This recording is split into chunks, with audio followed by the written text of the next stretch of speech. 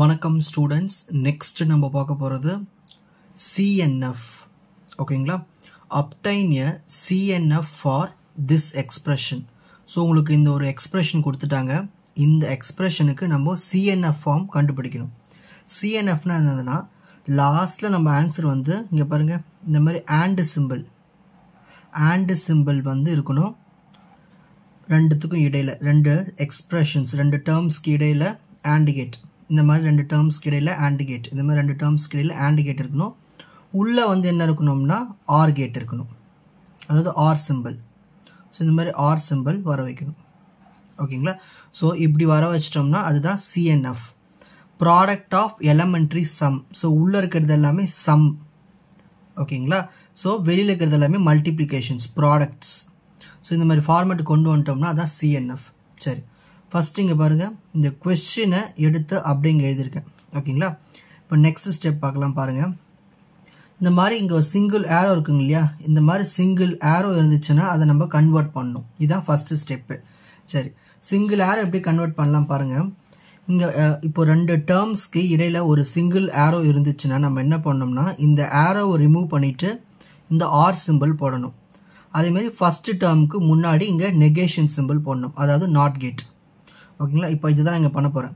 அப்போது இந்த aero remove பண்ணிவிட்டு இந்த இடத்துல நான் வந்து என்ன போடுறேன், ஒரு ஆர் சிம்பிள் போடுறேன்.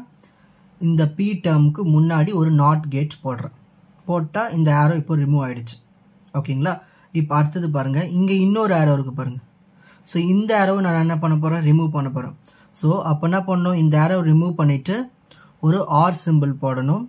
நெக்ஸ்ட்டு இந்த முன்னாடி இருக்கிற டேர்முக்கு ஒரு நாட் சிம்பிள் போடணும். இங்கே நாட் பி இருக்குது, அப்போ இன்னொரு நாட் நம்ம இங்கே இன்ட்ரடியூஸ் பண்ணணும். ஸோ நாட் பி ஆர், மற்றதெல்லாம் எடுத்து அப்படியே எழுதிக்க வேண்டியது தான். இப்போ புரிஞ்சுதுங்களா? ஸோ இந்த ஏரோ எடுத்து நான் ரிமூவ் பண்ணிவிட்டு இங்கே ஒரு ஆர் சிம்பிள், முன்னாடி நாட் சிம்பிள். அதேமாதிரி இந்த ஏரோ ரிமூவ் பண்ணிவிட்டு இங்கே ஒரு ஆர் சிம்பிள், முன்னாடி ஒரு நாட் சிம்பிள்.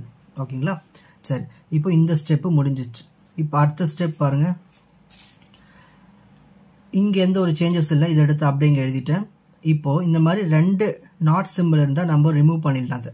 ஓகேங்களா? இது ரெண்டுத்தையும் ரிமூவ் பண்ணிடலாம். இப்போ பேலன்ஸ்னால் தான் வரும் பி ஆர், இந்த டேர்ம் அப்படிங்க முழுசாக வந்துடும். இப்போ இதுக்கப்புறம் என்ன பண்ண போகிறேன்னா, டிஸ்ட்ரிபியூட்டிவ் லா பயன்படுத்த போகிறேன். அதாவது ஃபஸ்ட்டு பாருங்கள், ஃபஸ்ட்டு இது ரெண்டுத்துக்குமே டிஸ்ட்ரிபியூட்டிவ் லா எழுதலாம். ஃபஸ்ட் நாட் பி, இந்த ஆர் சிம்பிள் எழுதிட்டு இந்த ரெண்டுத்தில் இருக்கிற இந்த ஃபஸ்ட்டு சிம்பிள் கியூ எடுத்து இங்கே எழுதிக்கிறோம். ஓகேங்களா? நாட் பி ஆர் கியூ ஒன்று முடிஞ்சுதுங்களா? நெக்ஸ்ட்டு இப்போ அடுத்தது என்ன பண்ணணும்னா, திரும்ப இப்போ அடுத்து பக்கத்தில் சிம்பிள் இருக்கீங்க, ஆண்டு சிம்பிள். ஸோ அந்த ஆண்டு சிம்பிள் இங்கே எழுதிட்டு நாட் பி, அப்புறம் ஆர், இந்த ஆர் ரெண்டாவது. ஓகேங்களா? ஸோ இந்த மாதிரி நம்ம டிஸ்ட்ரிபியூட்டிவ்லாம் இதுக்கு எழுதியாச்சு. இப்போ அடுத்தது இதுக்கு டிஸ்ட்ரிபியூட்டிவ்லாம் எழுத போகிறோம். பாருங்கள், ஃபஸ்ட்டு இங்கே பி எழுதிடுவோம். இங்கே இருக்கிற இந்த ஆண்டு சிம்பிள் எழுதிட்டு அப்புறமா இந்த பி எழுதணும். ஓகேங்களா? ஸோ பி எழுதியாச்சுங்க. அப்புறம் ஆர் சிம்பிள் எழுதியாச்சு. இந்த ரெண்டு டேர்ம்ஸில் ஃபஸ்ட்டு டேர்ம் எடுத்து இங்கே ஜாயின் பண்ணுறோம். ஓகேங்களா? இப்போ அடுத்தது பக்கத்தில் சிம்பிள் இருக்குது, ஆண்டு சிம்பிள். ஓகேங்களா? இப்போ திரும்ப என்ன பண்ணணும்னா, பி எடுத்து இந்த ஆர் சிம்பிள் யூஸ் பண்ணி இப்போ ரெண்டாவதாக இருக்கிற டேர்ம் எடுத்து ஜாயின் பண்ணுறோம். ஸோ இந்த மாதிரி நம்ம டிஸ்ட்ரிபியூட்டிவ்லாம் எழுதியாச்சு. இப்போ எழுதுனதுக்கு அப்புறமா நீங்கள் பாருங்கள், இப்போது இது ஒரு டேர்ம், இது ஒரு டேர்ம், இது ஒரு டேர்ம், இது ஒரு டேர்ம். ஸோ இந்த டேர்ம்ஸ்க்கு இடையில் நம்மளுக்கு ப்ராடக்ட், அதாவது ஆண்ட் கேட் இருக்குது. ஸோ இதுக்கு உள்ளே பாருங்கள் எல்லாமே ஆர் சிம்பிள்ஸ் இருக்குது. அப்போது இதுதான் வந்து சிஎன்எஃப்ல இருக்குது. கன்ஃபார்ம் பண்ணிட்டு இதோட ஸ்டாப் பண்ணிக்கலாம். ஓகேங்களா? உங்களுக்கு இந்த கண்டென்ட் ஈஸியாக புரிஞ்சிருக்கும்னு நினைக்கிறேன். வாட்ச் அதர் எபிசோட்ஸ் இன் த appropriate playlist. Fauji silver academy strength success clarity. வணக்கம்.